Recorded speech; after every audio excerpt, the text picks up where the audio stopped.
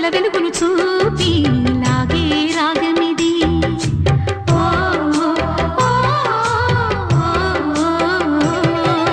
నీలో మమతల మధువుని చూసి నాలో తరగని తహతహ దూకి నీకై తరగల పరుగులు తీసి చేరే వేగమిది.